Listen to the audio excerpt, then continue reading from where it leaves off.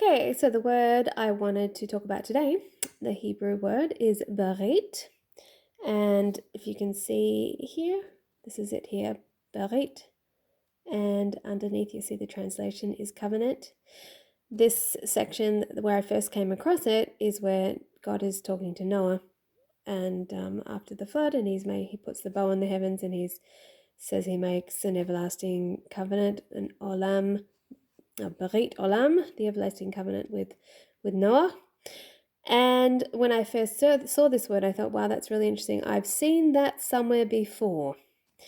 And of course, then we came across it again in our reading of the conversation between Abraham and Elohim. We have it again here, Bariti, which is my covenant. It is just a definitive article, so we'll ignore that. So Bariti, covenant again. And I'm like, I've seen that part in another word, a very familiar word, and it is this word. You can see that berit there, and that whole word, ivrit, with berit with the iron in front of it, actually is the word for Hebrew.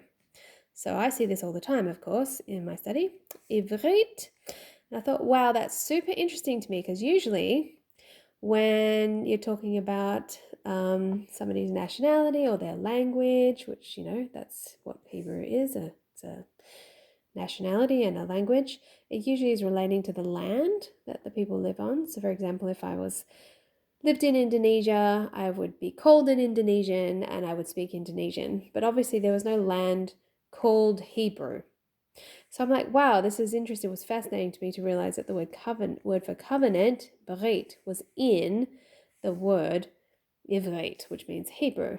So I thought, wow, I wonder what this ayin mean. If this part means covenant, what does this letter ayin mean? So I went on a bit of a dig, looked up the ancient pictographs for all of these letters, started with the ayin, and discovered that anciently this symbol looked nothing like this.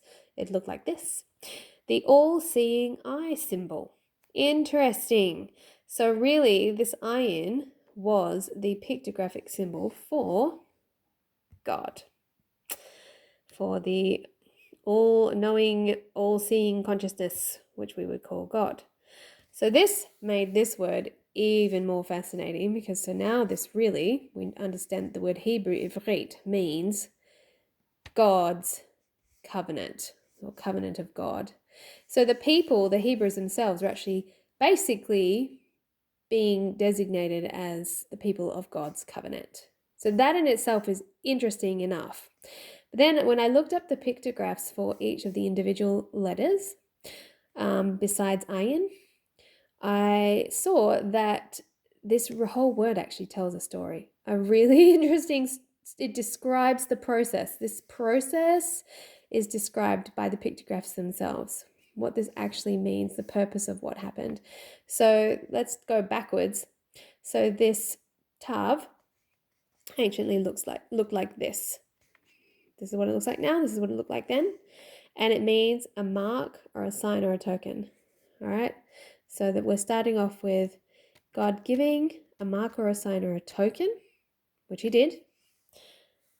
The yod, the next little thing here, the little letter or pictograph, used to look like this. It was an arm with a hand on the end of it, meaning hand or the workmanship of your hands.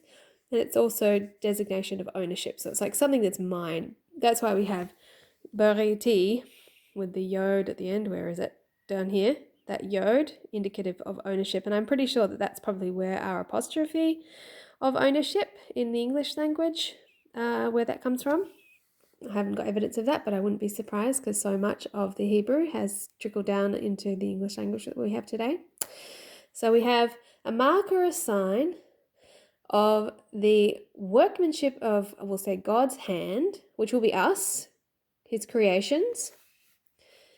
Rash used to look like a head looking up, meaning to look or raise up, or to take something to the beginning or put it at the head of something. So the mark or the sign of the workmanship of God's hands, basically us being raised up and brought back This bait symbol here used to look like this. It was a floor plan of a tent. So this is what they lived in, obviously. So it was their homes. So it can mean home, or it can mean to take something in. It's very usually seen in a word to mean in at the beginning of something. So this whole word covenant means a mark or a sign, taking the workmanship of God's hand, raising it up to bring it back home. And obviously, where is home? Where was the beginning? Where did we begin? With God. So this whole word describes the process of the reunification of man with God. And when we're thinking of that word reunion, when I looked up the modern meaning of berit, not ivrit, berit, it's not covenant or promise or contract. It means union. So if you said berit today to a Hebrew person, they would think you were saying union. So really what we're talking about here is God taking a people through a process of reunification with him. I just think that's absolutely gorgeous and fascinating and elucidating. And so many words of the Hebrew words are like that, where they tell a beautiful story and really teach doctrine just through the pictures of the letters themselves. And I'm not sure it happens with every word, but I'm discovering that this is often the case, especially with the ancient scriptural terms. So I hope you found that interesting. I sure did.